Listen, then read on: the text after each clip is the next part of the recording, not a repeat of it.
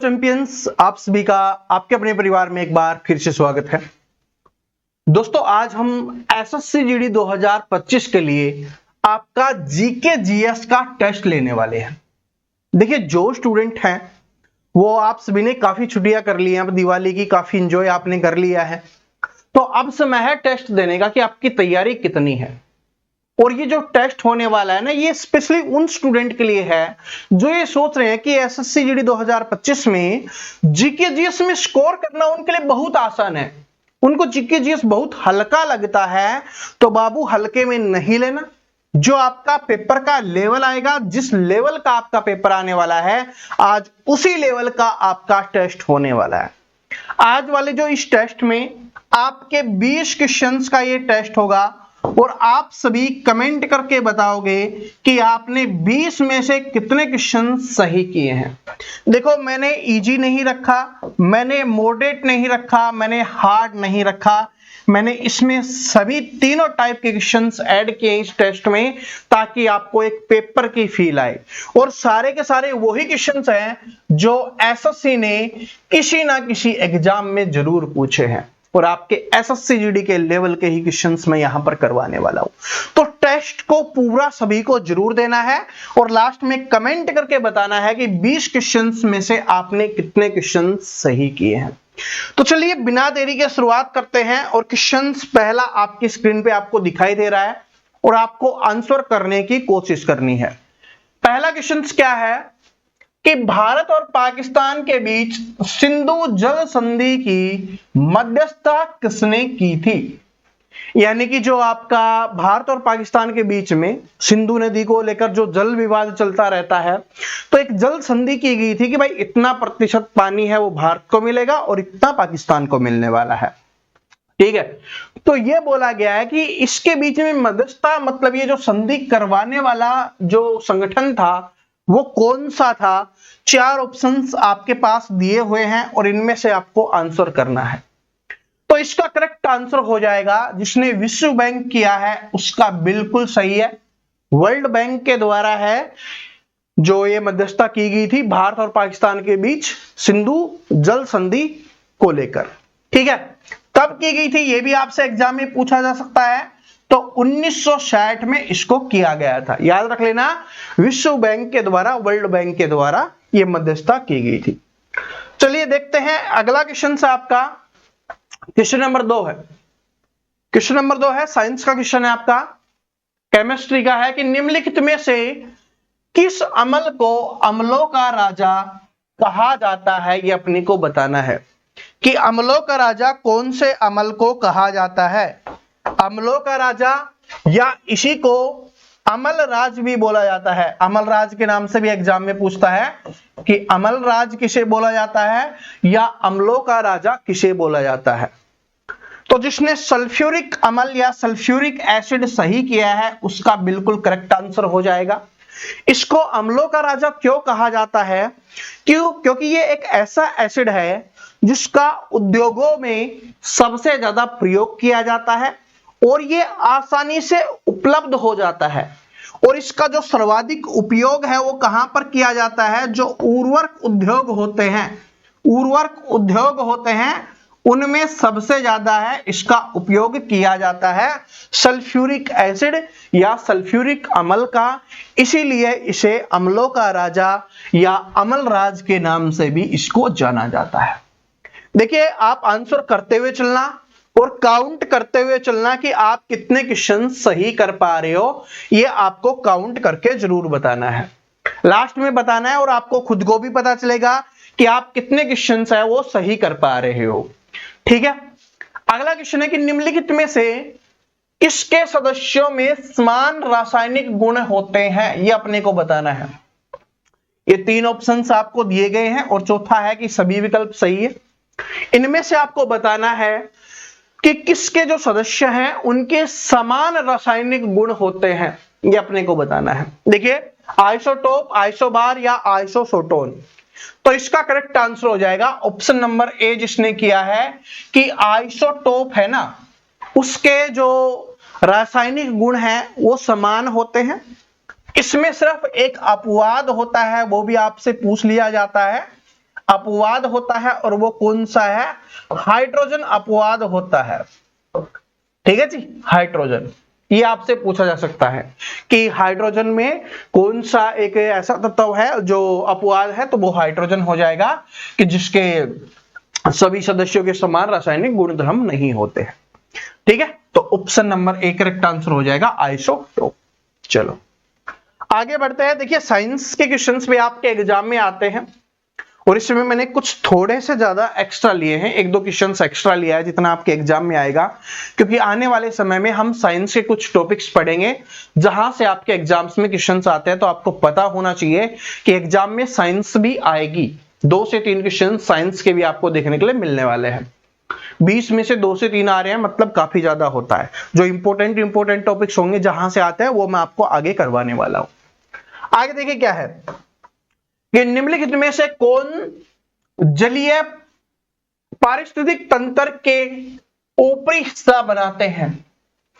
तो जो जल का पारिस्थितिक तंत्र होता है, ठीक है, उसका जो ऊपरी हिस्सा है वो किसके द्वारा बनाया जाता है? बताइए, ऊपरी हिस्सा किसके द्वारा बनाया जाता है? मछलियां तो जल का हिस्सा होती हैं। अब इन तीनों में से आपको सोचना है। देखो ये तो आपको पता है कि ये तो नहीं होगा। अब इन तीनों में से बताना है कि जो जल के ऊपर का जो पारिस्थितिक तंत्र होता है वो किसके द्वारा निर्माण किया जाता है।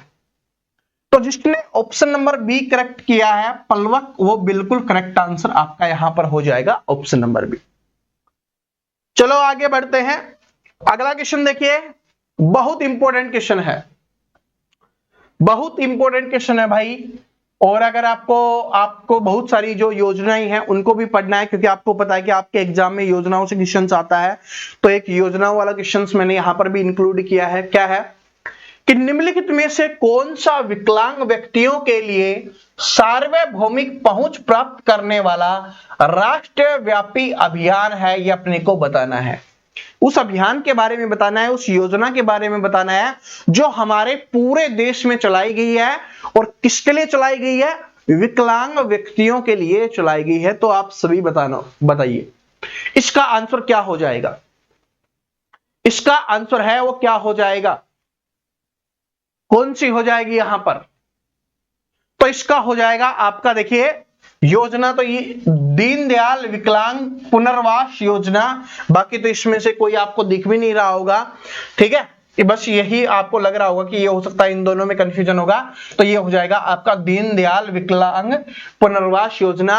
और इस योजना की शुरुआत कब की गई थी? 2003 में इस योजना की शुरुआत की गई थी कि हर विकलांग व्यक्ति को पुनर्वास योजना चलाई गई थी। ठीक है, विकलांग व्यक्तियों की सहायता करने के लिए। ठीक है, और विकलांग व्यक्तियों को अभी के समय में क्या बोला जाता है? कौन सा शब्द दिया गया है? दिव्यांग शब्द दिया गया है। ये भी आपके एग्जाम में पूछा जा सकता है। ठीक है जी, चलिए आगे बढ़ते हैं। अगला क्वेश्चन देखिए क्या है आपका कि पोलियो वैक्सीन की खोज किसने की थी? पोलियो वैक्सीन की खोज किसके द्वारा की गई थी? पोलियो वैक्सीन, देखो आपने बचपन से ऐड देखा होगा कि एक भी बच्चा छूटा तो पोलियो अभियान टूटा। अमिताभ बच्चन जी आते हैं और बोलते रहते हैं, क्योंकि पोलियो है वो बहुत खतरनाक रोग होता था। अभी हमारे बचपन में ही बच्चों को ही पोलियो की बूंद पिला दी जाती है, 2 बूंद जिंदगी की। ये भी ऐड चला था, आपको पता होगा, इसका जो टैग रहती है। तो बताइए पोलियो वैक्सीन की खोज किसके द्वारा की गई थी? पोलियो वैक्सीन की खोज किसके द्वारा की गई थी? तो ये अमेरिकी वैज्ञानिक थे जिसने 1955 में ये मतलब ये हो गया था कि भाई जो ये वैक्सीन बनाई है वो 90% है, वो काम कर रही है। और इसको वेरीफाइड कर दिया गया था, सर्टिफिकेट दे दिया गया था कि पोलियो वैक्सीनेशन के लिए इसको यूज कर सकते हैं 1955 में। और ये किसके द्वारा बनाई गई थी?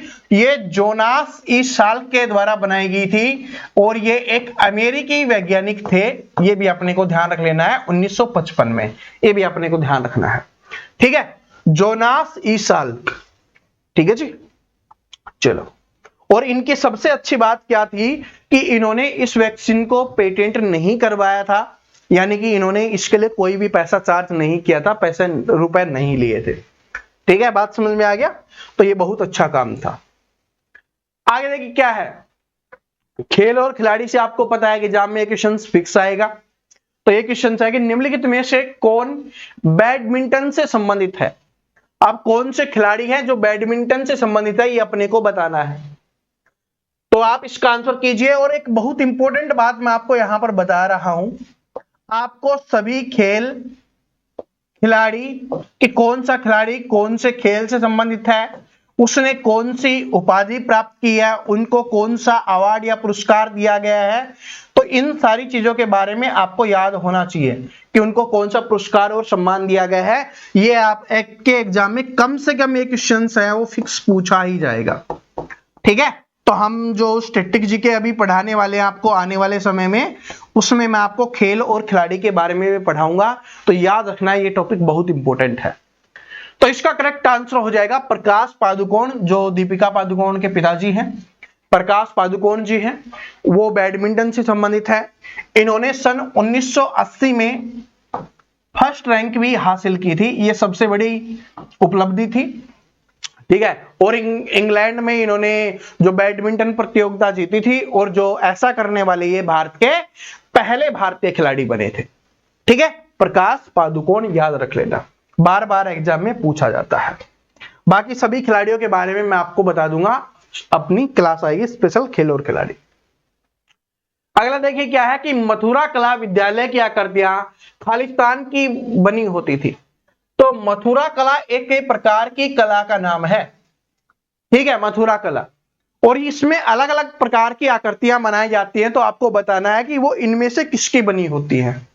इसमें नागों की कृतियां बनाई जाती हैं, इसमें यक्ष यक्षिणी की कृतियां बनाई जाती हैं, यक्ष यक्षिणी की कृतियां बनाई जाती हैं, कुबेर की कृतियां बनाई जाती हैं। कृतियों का मतलब है कि एक तरीके की अपनी जो मूर्तियां होती हैं, जो डिजाइन होता है वो बनाकर तैयार किया जाता है।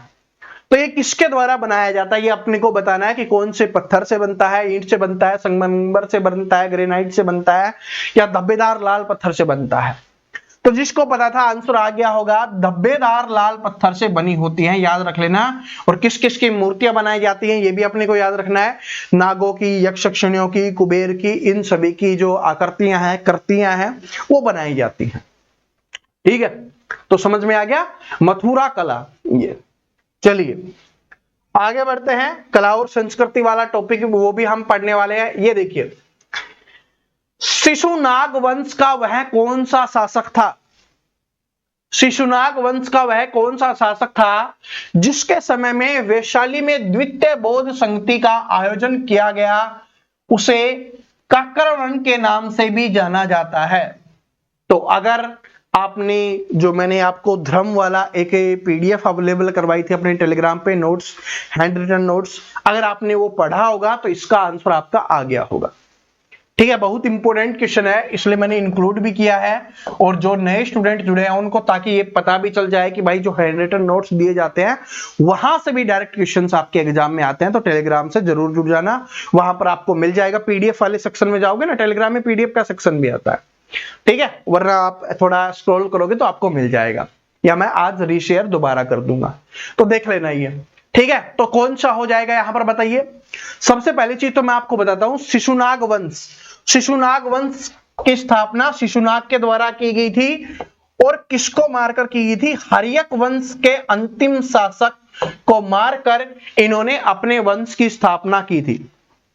ठीक है, और अपने वंश की स्थापना की थी। और जो हर्यक वंश का अंतिम शासक था उसका नाम क्या था, नागदशक था। नागदशक उसका अंतिम शासक था हर्यक वंश का। ठीक है, तो शिशुनाग ने की थी। तो आपको बताना है किसके काल में द्वितीय बौद्ध संगति हुई थी, तो ये कालाशोक के शासनकाल में हुई थी, कालाशोक के शासनकाल में हुई थी। ठीक है जी, कालाशोक आपका यहाँ पर करेक्ट आंसर हो जाएगा। और मैं अभी टेलीग्राम पे ही आपके लिए दोबारा से शेयर कर दूंगा, देख लेना। सारी बौद्ध संगतियों के बारे में भी है, बौद्ध धर्म, जैन धर्म, सिख धर्म, सभी धर्मों के बारे में उसमें लिखा हुआ है पूरी डिटेल से, जो आपके एग्जाम में आ सकता है, सब कुछ उसमें मिल जाएगा। तो कालाशोक बिल्कुल करेक्ट है, जिसने पढ़ा होगा आंसर उसका आ गया होगा। चलो आगे बढ़ते हैं कि वॉइस ऑफ कॉन्शंस नामक पुस्तक के लेखक कौन है। तो इस पुस्तक के लेखक कौन हो जाएंगे, बहुत इंपॉर्टेंट है। आपको पता है कि पुस्तकें और लेखक से एक क्वेश्चन आपके एग्जाम में जरूर आता है, तो इसलिए हमने इंक्लूड किया है।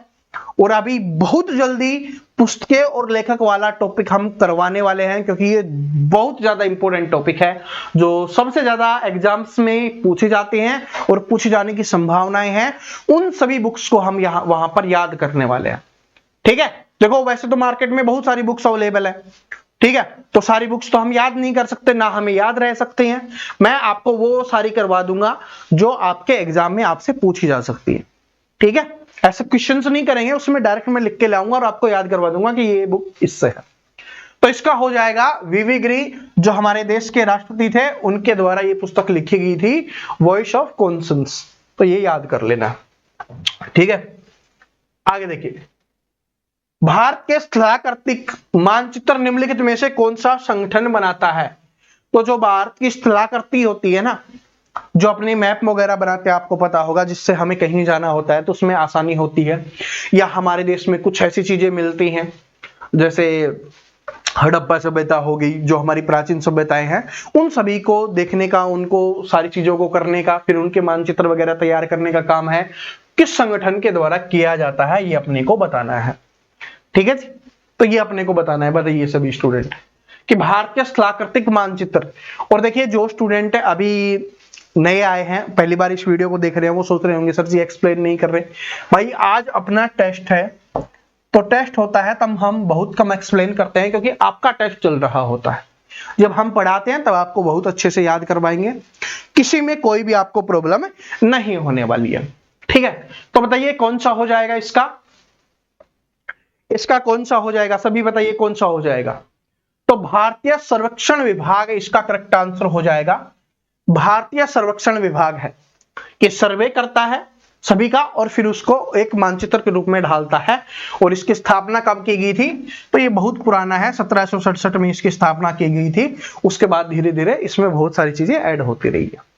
ठीक है, तो ये इतना इंपॉर्टेंट नहीं है, सबसे ज्यादा इंपॉर्टेंट यही है, यही पूछा जाता है। भारतीय सर्वेक्षण विभाग या भारतीय सर्वे विभाग भी इसको बोल दिया जाता है। ठीक है, ये इंपॉर्टेंट क्वेश्चंस एसएससी के द्वारा बार बार एग्जाम्स में पूछा गया क्वेश्चन है कि भारत की राज्यसभा में कुल कितने सदस्य हैं, ये अपने को बताना है। भारत की राज्यसभा में कुल कितने सदस्य हैं, ये अपने को बताना है। तो भारत की राज्यसभा में कुल कितने सदस्य हो जाएंगे? 245 सदस्य हो जाएंगे। 245 सदस्य हो जाएंगे, जिसमें से 12 सदस्य, देखो राज्यसभा में 12 सदस्य हैं, वो राष्ट्रपति जी के द्वारा मनोनीत किए जाते हैं, निर्वाचित किए जाते हैं। ठीक है, 12 सदस्य राष्ट्रपति जी के द्वारा किए जाते हैं, ये भी अपने को याद रखना है। और इनका कार्यकाल भी पूछा जाता है, तो इनका कार्यकाल है वो 6 वर्ष का होता है। हर 2 साल के बाद 1/3 सदस्य है वो रिटायर होते रहते हैं, यानी कि सारे एक साथ रिटायर नहीं होते, हर 2 साल के बाद 1/3 रिटायर होते रहते हैं और नए सदस्य चुने जाते रहते हैं। इस तरीके से ये प्रोसेस चलता रहता है। तो इनका जो कार्यकाल है वो 6 वर्ष का होता है और 245 सदस्य होते हैं। 12 सदस्य राष्ट्रपति द्वारा मनोनीत किए जाते हैं, क्योंकि ये भी एग्जाम में पूछा जाता है। ये वाला क्वेश्चन मैंने संविधान वाली क्लास में पढ़ाया था आपको। भारतीय संविधान कब लागू हुआ था? भारत का संविधान लागू कब हुआ था, ये अपने को बताना है। तो इसको देखिए बनाने में है 2 वर्ष 11 महीने और 18 दिन का समय लगा था। 2 वर्ष 11 महीने 18 दिन का समय लगा था। 26 नवंबर 1949 को ये बनकर लागू हो गया था, सॉरी बनकर तैयार हो गया था। और इसको लागू कब किया गया था? 26 जनवरी 1950 को इसको लागू किया गया था, ये भी याद रख लेना। संविधान सभा की अंतिम बैठक कब हुई थी? 24 जनवरी 1950 को अंतिम बैठक हुई थी, जिसमें राष्ट्रपति चुने गए थे और डॉक्टर राजेंद्र प्रसाद जी को, ये भी याद रख लेना। और पहले 27 सदस्य भी संविधान सभा के कौन बने थे? डॉक्टर राजेंद्र प्रसाद जी ही बने थे।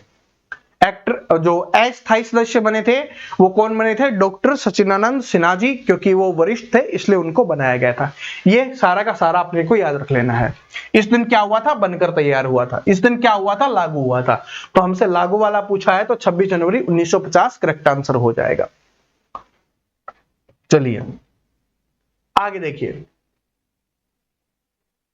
मैसूर के विरोध मैसूर के विरुद्ध किस युद्ध में ईस्ट इंडिया कंपनी ने आखिरकार विजय प्राप्त की थी? मैसूर में 4 युद्ध हुए थे, ठीक है। पहला आंग्ल मैसूर युद्ध, दूसरा आंग्ल मैसूर युद्ध, तीसरा आंग्ल मैसूर युद्ध, चौथा आंग्ल मैसूर युद्ध हुआ था। तो अपने को बताना है कि कौन से युद्ध में ईस्ट इंडिया कंपनी ने विजय प्राप्त की थी।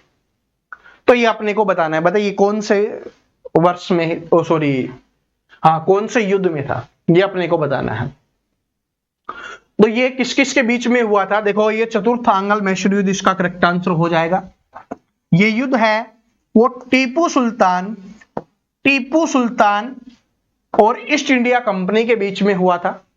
इसमें टीपू सुल्तान की चौथे युद्ध में क्या हो जाती है? मृत्यु हो जाती है, जिसकी वजह से अंग्रेज है वो इसमें विजय प्राप्त कर लेते हैं, ईस्ट इंडिया कंपनी। और ये युद्ध कब हुआ था? 1798 से 1799 में ये युद्ध हुआ था। ये अपने को याद रख लेना, ठीक है। ये बहुत इंपॉर्टेंट है चौथा, क्योंकि इसमें ही, क्योंकि लड़ते हुए आ रहे थे, ईस्ट इंडिया कंपनी हारती हुई आ रही थी, लेकिन चौथा मैसूर युद्ध हुआ था जिसमें इसको विजय प्राप्त हुई थी टीपू सुल्तान की मृत्यु होने के बाद। आगे देखिए क्या है। अबुल फजल द्वारा अकबर के शासन के इतिहास में कितनी जिल्दें लिखी गई थी? तो अकबर के इतिहास में अबुल फजल क्या लिख रहा था? ये अकबरनामा लिख रहा था। और ये अकबरनामा कौन सी भाषा में लिख रहा था? ये उनकी जो भाषा थी फारसी भाषा में लिख रहा था। तो हमसे ये पूछा कितनी जिल्दें बनाई गई थी, तैयार की गई थी? तो 3 जिल्दें हैं वो तैयार की थी। ऑप्शन नंबर सी क्या हो जाएगा? करेक्ट आंसर हो जाएगा। चलो आगे बढ़ते हैं। क्वेश्चन नंबर 16 में, एक रेखा में व्यवस्थित पहाड़ों को क्या कहा जाता है? एक रेखा में व्यवस्थित पहाड़ों को क्या कहा जाता है? इसका मतलब देखो, जैसे ये पहाड़ है, इस तरीके से पहाड़ है, कोई छोटा पहाड़ होगा, कोई बड़ा पहाड़ होगा, लेकिन एक ही रेखा में इस तरीके से है, ठीक है। तो उसको क्या कहा जाता है? तो बताइए, सभी का आंसर आ गया होगा। इतना समझाने के बाद तो आंसर कर ही दिया होगा। उसको पर्वत श्रृंखला बोला जाता है। क्या बोला जाता है? पर्वत श्रृंखला बोल दिया जाता है, या कभी कभी उसको पर्वतमाला, श्रृंखला नहीं देगा तो पर्वतमाला भी बोल दिया जाएगा। लेकिन पर्वत श्रृंखला होती है कि भाई छोटे छोटे पर्वत की श्रृंखलाएं हैं। जैसे अरावली पर्वत श्रृंखला आपने सुना होगा, वो क्या है? वलित पर्वत श्रृंखला है, क्योंकि इसमें बहुत सारे पहाड़ों को काट दिया गया है, बीच में हटा दिया गया है, मैदान बना दिए गए हैं, ठीक है जी। चलो आगे है कि दीर्घकालिक ऊर्जा भंडारण के लिए अधिकांश जानवरों द्वारा इस्तेमाल अणु कौन सा है? यानी कि लंबे समय तक ऊर्जा अपने शरीर में बचाए रखने के लिए जो जानवर हैं, पशु हैं, वो किसका इस्तेमाल करते हैं ऊर्जा का भंडारण करने के लिए, एनर्जी को स्टोर करके रखने के लिए? तो बताइए। तो इसका सही आंसर हो जाएगा, सभी ने कर दिया होगा, वसा का, जिसको फैट बोला जाता है, वसा का करते हैं, ठीक है। आपने ऊंट का एग्जाम्पल काफी बार सुना होगा, एग्जाम में देखा जाता है तो जो ऊपर वाला, जो ऊंट के ऊपर कुबड़ होता है, उसमें वो वसा का स्टोर करके रखता है, क्योंकि जब भी उसको आवश्यकता हो, जब उसको खाना पानी नहीं मिल पा रहा हो, उस समय उसका यूज करके वो जीवित रह सकता है। तो वसा हो जाएगा, ठीक है जी। लंबे समय तक जब भी हमें ऊर्जा चाहिए तो वो फैट से मिलती है, वसा से मिलती है। विकृत हड्डियां किस रोग से संबंधित है? विकृत हड्डियां कौन से रोग से संबंधित है? बताना है कि कौन से रोग की कमी से या कौन सा रोग होने के कारण जो हमारी हड्डियां हैं वो टेढ़ी हो जाती हैं। विकृत का मतलब होता है टेढ़ी मेढ़ी हड्डियां हो जाना, ठीक है। तो वो कौन से रोग किसकी वजह से होती हैं? तो ये रिकेट्स की वजह से होती हैं। जो रिकेट्स रोग होता है ना, उसकी वजह से होती हैं। और ये रिकेट्स रोग है किसकी कमी से होता है? ये विटामिन डी की कमी से होता है। और विटामिन डी हमें फ्री में किससे प्राप्त होता है? सूर्य की किरणों से हमें ये प्राप्त होता है। विटामिन सी भी एग्जाम में पूछा जाता है, स्कर्वी है, ये किसकी कमी से होता है ये रोग? ये विटामिन सी की कमी से होता है। और इसमें विटामिन सी हमें कहां से प्राप्त होता है? ये हमें खट्टे फलों से, ठीक है। कहां से प्राप्त होता है? खट्टे फलों से प्राप्त होता है। जो खट्टे फल सब्जियां है ना, उनसे ये मेनली प्राप्त होता है। नींबू हो गया, आंवला हो गया, संतरा, मौसमी, इस तरीके से वहां पे हमें प्राप्त होता है, ठीक है जी। चलो आगे बढ़ते हैं। क्वेश्चन नंबर 19 है आपका, कि 1 जूल लगभग खालिस्तान के बराबर होता है। ये अपने को बताना है, कैलोरी में बताना है कि 1 जूल कितने कैलोरी के बराबर होता है। तो 1 जूल कितने कैलोरी के बराबर हो जाएगा, इसका करेक्ट आंसर मैं आपको बताता हूं, 0.239 कैलोरी के बराबर होता है। अगर 3 दशमलव में पूछेगा तो ये आंसर हो जाएगा, अगर 2 दशमलव में पूछा तो ये आपका आंसर हो जाएगा 0.24 कैलोरी। ठीक है, चलो अब देखो अंतिम क्वेश्चन है, 20 क्वेश्चन का टेस्ट आपका यहां पर समाप्त होने वाला है। तो लास्ट में आप सभी को कमेंट करके जरूर बताना है कि आपने कितने क्वेश्चन सही किए हैं और कहां पर प्रॉब्लम आई है। ठीक है, कौन से क्वेश्चंस आपसे सोल्व नहीं हुए वो कमेंट करके बताना, ताकि हम उस हिसाब से आपको आगे आने वाली क्लासेस आपके लिए प्रोवाइड करवाएं। गति में खालिस्तान के समान इकाई होती है, यानी जो गति की यूनिट होती है वही दूसरे की यूनिट होती है, ये अपने को बताना है। तो ये किसकी हो जाएगी, ये अपने को बताना है, बताइए। तो गति की यूनिट क्या होती है, गति को किस में मापा जाता है, मीटर पर सेकंड में मापा जाता है। मीटर पर सेकंड में, मीटर प्रति सेकंड हिंदी में जिसको मीटर प्रति सेकंड लिख के दे देगा, मीटर प्रति सेकंड में मापा जाता है। ठीक है, तो दूसरा कौन सा हो जाएगा, तो इसका आपका हो जाएगा आवेग। जो आवेग होता है उसको मीटर प्रति सेकंड में मापा जाता है। ठीक है जी, तो इसका ऑप्शन नंबर 1 करेक्ट आंसर हो जाएगा। ये गति तो भाई गति तो पहले ही दिया हुआ है, ये ऑप्शन।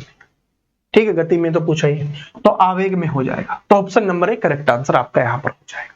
किसमें मापा जाता है ये पूछा जाए तो मीटर पर सेकंड या मीटर प्रति सेकंड इसका आंसर हो जाएगा। तो आपके यहां पर समाप्त होते हैं 20 क्वेश्चंस, आज का टेस्ट है वो समाप्त होता है। उम्मीद करता हूं ये टेस्ट अच्छा लगा होगा। इससे जो हवा में उड़ रहे थे वो स्टूडेंट थोड़े से नीचे आए होंगे और उनको पता चला होगा कि अभी आपको और अच्छी तैयारी करने की आवश्यकता है। तो सभी स्टूडेंट कमेंट करके जरूर बताना, वीडियो अच्छा लगा, टेस्ट अच्छा लगा तो लाइक करना, अपने दोस्तों के साथ शेयर जरूर करना, और जो भी स्टूडेंट चैनल पे नया आया है जीके जीएस की और क्लासेस लेना चाहता है तो चैनल को सब्सक्राइब करके बेल आइकन को जरूर प्रेस कर लेना। देखो आपका स्कोर जीके जीएस में बेहतरीन होगा, ये मेरा वादा है आपसे। Thank you.